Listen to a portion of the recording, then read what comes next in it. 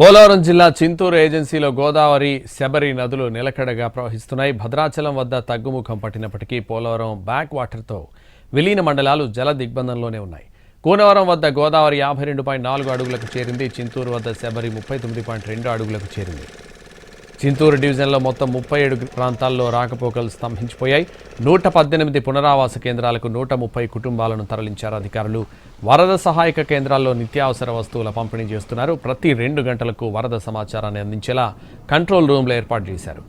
Cut off points వద్ద మరపడవలు ఏర్పాటు చేశారు అధికారులు. శబరి, గోదావరి సంగమం వద్ద సైతం 10 లాంచీలు రెడీగా ఉంచారు.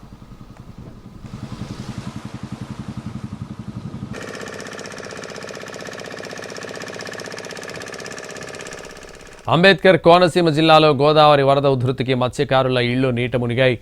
బోడసకొర్రు పల్లిపాలెంలో మత్స్యకారుల ఇళ్లను వాయినతయ్య గోదావరి చుట్టుముట్టింది. వరద మరింత పెరిగితే ఇళ్ల నుంచి మత్స్యకారులను ఖాళీ చేయించనున్నారు అధికారులు.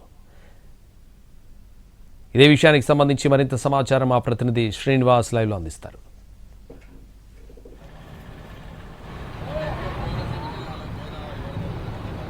సంతోష్, తూర్పుగోదావరి జిల్లాలోని ధవళేశ్వరం కాటన్ బ్యారేజీ వద్ద ఉధృతంగా ప్రవహించిన గోదావరి ఇప్పుడు నిలకడగా కొనసాగడం జరుగుతున్నది. క్రమేపీ కూడా గోదావరి వరద నీటి మట్టం మరి ఈ సాయంత్రానికి తగ్గే అవకాశాలు కనిపిస్తున్నాయి. అయితే ఇక్కడ చూసినట్లయితే భద్రాచలం దగ్గర ఇప్పటికే 2-3 ప్రమాద హెచ్చరికలను అన్నింటినీ కూడా ఎత్తివేయడం జరిగింది. దీంతో ఇక్కడ ధవళేశ్వరం బ్యారేజ్ దగ్గర అంటే నిన్న రాత్రి నుంచి గోదావరి అక్కడ భద్రాచలం దగ్గర తగ్గుముఖం పడుతున్న కారణంగా ఈ రోజు ఇక్కడికి ఈ 24 గంటల్లో ఇక్కడ కూడా తగ్గుముఖం పట్టే అవకాశాలు ఉంటాయి. అయితే ఇక్కడ ప్రస్తుతం ధవళేశ్వరం బ్యారేజ్ దగ్గర చూసినట్లయితే 15 అడుగుల వద్ద గోదావరి వరద నీటి మట్టం నిలకడగా కొనసాగడం జరుగుతున్నది. బ్యారేజీకి సంబంధించిన 175 గేట్లను కూడా పూర్తిగా ఎత్తివేయడం జరిగింది. మొత్తం ఎగువ ప్రాంతాల్లోంచి వస్తున్న వరద నీటిని అంతటినీ కూడా ఇక్కడ సముద్రంలోకి విడుదల చేస్తున్నారు. ప్రస్తుతం బ్యారేజ్ దగ్గర చూసినట్లయితే 14,61,000 క్యూసెక్ల నీటిని ఇక్కడ సముద్రంలోకి విడుదల చేయడం జరుగుతుంది.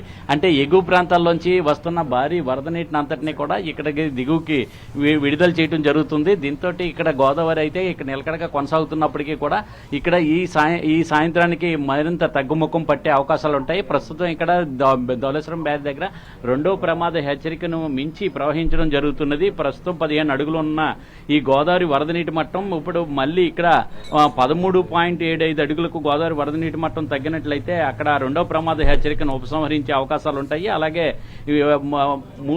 ఇక్కడ సంబంధించి 11.75 అడుగులకు గోదావరి మట్టం తగ్గినట్లయితే అప్పుడు మొదటి ప్రమాద హెచ్చరికను కూడా తగ్గించే అవకాశాలు అయితే ఉంటాయి. అయితే ఇక్కడ చూసినట్లయితే ఎగువ ప్రాంతాల్లో చూసినట్లయితే పోలవరం ప్రాజెక్టుకి ఎగువ ప్రాంతాల్లో ఉన్న చింతూరు డివిజన్లోని 4 మండలాల్లోని కూడా వరద నీటి మట్టం ఇంకా కొనసాగుతున్నది. అక్కడ గోదావరి, శబరి నదులు ఉప్పొంగి ప్రవహించడంతో అక్కడ మట్టికి ఇంకా భద్రాచలం దగ్గర గోదావరి వరద నీటి మట్టం తగ్గుతున్నప్పటికీ కూడా ఇక్కడ వరద ఉధృతి అయితే అక్కడ కొనసాగడం జరుగుతున్నది.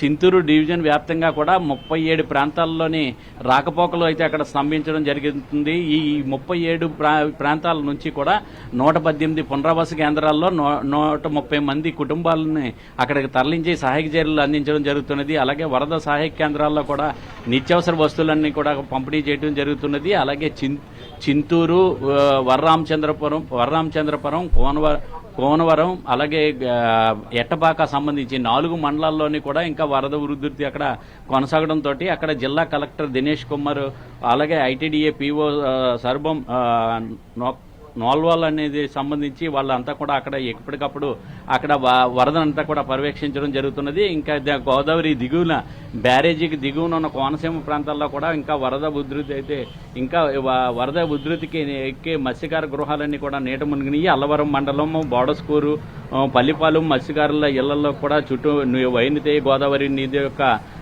నీరు చుట్టుముట్టడం జరిగింది. వరద మరింత అక్కడ ఇంకా అంటే ఇక్కడ ధవళేశ్వరం దగ్గర గోదావరి వరద నీటి మొత్తం తగ్గితే ఇక్కడ అక్కడికి మరో కొంతసేపు వరకు పెరిగి మళ్ళీ కూడా అక్కడ కూడా తగ్గే అవకాశాలు ఉంటాయి. అయితే దీంతో ఇక్కడ గోదావరి వరద అయితే మొత్తం తగ్గుముఖం పట్టే అవకాశాలు ఉంటాయని చెప్పేసి ఇరిగేషన్ అధికారులు అయితే అంచనా వేయడం జరుగుతున్నది. Over to studio Santosh.